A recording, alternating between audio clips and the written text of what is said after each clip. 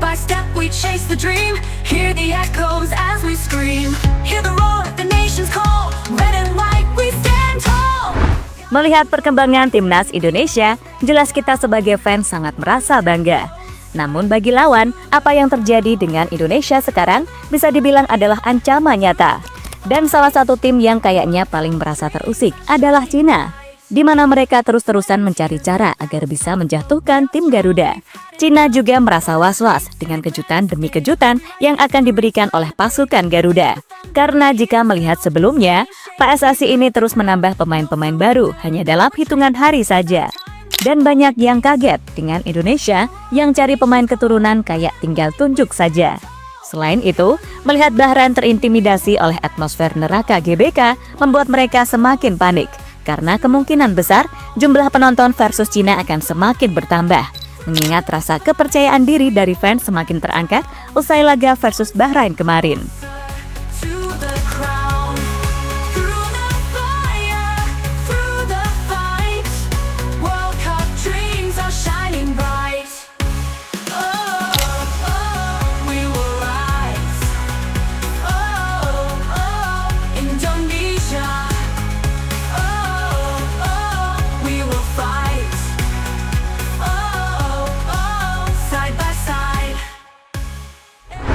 Timnas Cina diketahui akan melakukan apapun untuk bisa kembali lolos ke Piala Dunia setelah terakhir kali terjadi 2002 silam. Dan pihak CFA disebut telah menyiasati segala taktik baik teknis maupun non-teknis untuk mencapai tujuan tersebut. Tentu saja mereka tahu kalau grup C ini adalah grup paling sulit. Itulah kenapa mereka akan melakukan segala cara agar bisa meraih hasil maksimal. Nah, salah satu upaya yang mereka lakukan adalah dengan menggelar TC jangka panjang, di mana sejak Januari kemarin, para pemain sudah dikumpulkan untuk latihan bersama. Selain TC, cara lain yang mereka lakukan adalah melakukan penambahan pemain naturalisasi. Ya, kalau ini mirip dengan Indonesia sih, ya. Menurut laporan dari Sohu, saat ini sudah ada 4 pemain yang siap dinaturalisasi untuk kemudian bisa tampil di 2 laga sisa round 3. Di mana 4 pemain tersebut adalah Serginho, Ryan Raposo, Oscar Maritu, dan Christopher Cheng. Nah, berkaca dari hal tersebut, media Sohu lantas mengejek timnas Indonesia dan 2 tim lain di grup C, yakni Bahrain dan Arab Saudi.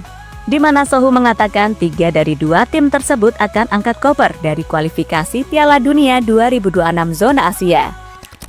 Kabar baik untuk timnas Cina. Pemain yang sudah dinaturalisasi akan segera bermain dan membuat 3 tim kewalahan.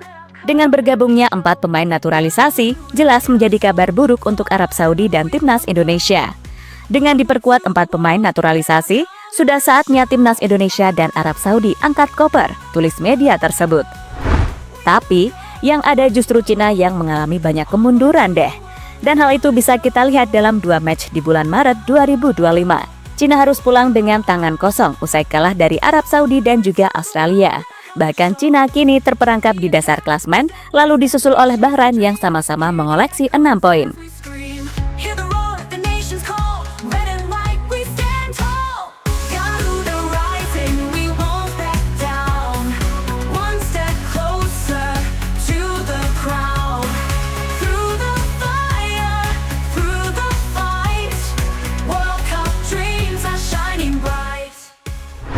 Lebih lanjut, media tersebut juga menyebut jika naturalisasi yang dilakukan Indonesia tak ada gunanya. Terbukti, di leg pertama, mereka berhasil menang 2-1 atas tim Garuda.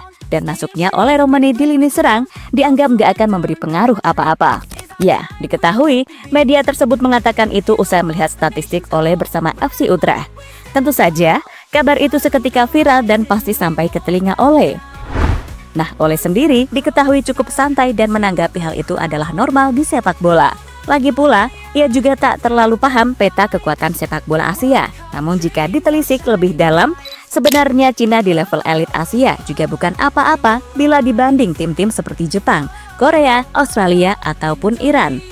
Dan Ole pun gak banyak kata-kata, namun dia menunjukkan aksi nyata di atas lapangan. Bahkan dia kini menjadi idola baru bagi fans Indonesia setelah mencetak 2 gol dari 2 pertandingan bersama timnas. Dan hal itulah yang membuat Cina makin was-was akan ancaman dari Ole Romani.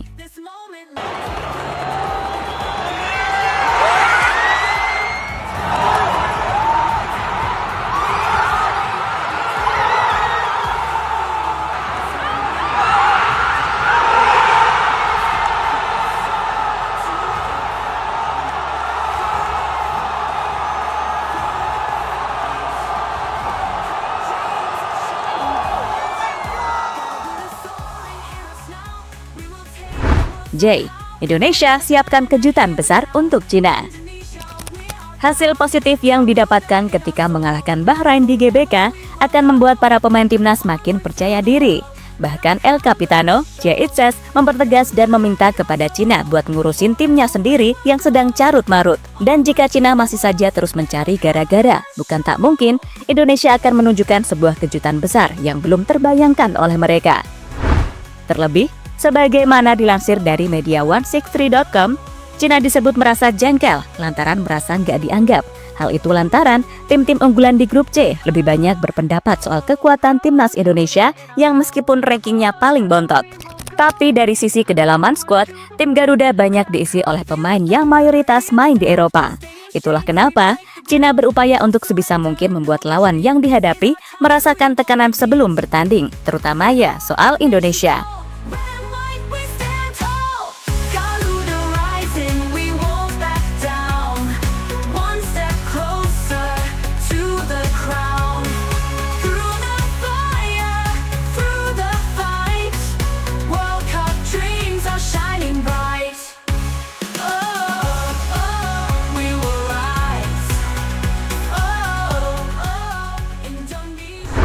Atmosfer neraka GBK buat Cina jiper. Sampai detik ini, jika membayangkan atmosfer yang terjadi di GBK kemarin masih membuat Mimin merinding. Bahkan hal serupa juga dirasakan oleh calon lawan Indonesia, yakni Cina. Cina merasa was-was dengan tekanan puluhan ribu fans yang selalu memadati stadion syarat bersejarah Gelora Bung Karno tersebut. Dan berkaca dari yang sudah-sudah seperti Arab Saudi dan juga Bahrain, mereka tampak terintimidasi oleh sorai-sorai puluhan ribu fans Indonesia. Selain itu, koreo megah fans Indonesia buat Cina makin takut datang ke sini. Dan banyak yang bilang kalau atmosfer GBK ini bak neraka bagi tim lawan.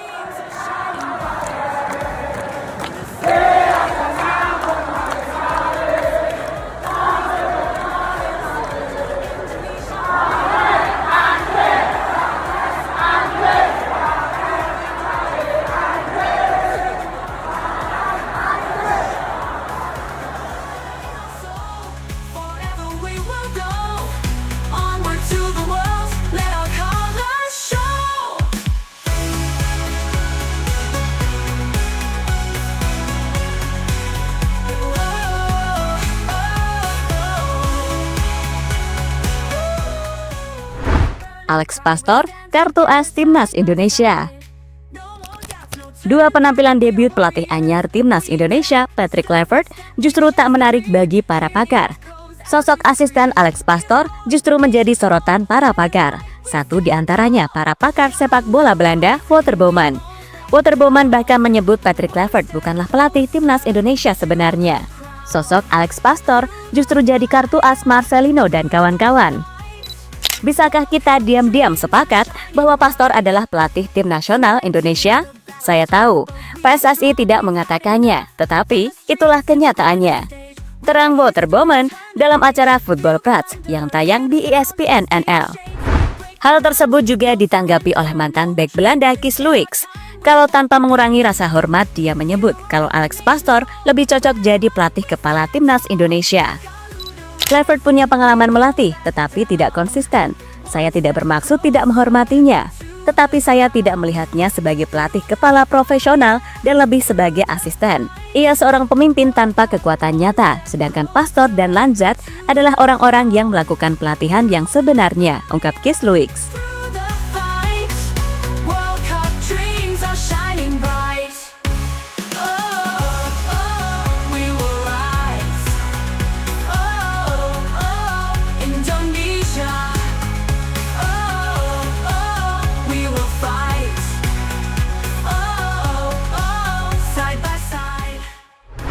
Dan terlepas dari apapun, dengan kemenangan atas Bahrain kemarin bakal menjadi modal yang bagus buat kebangkitan Timnas Indonesia.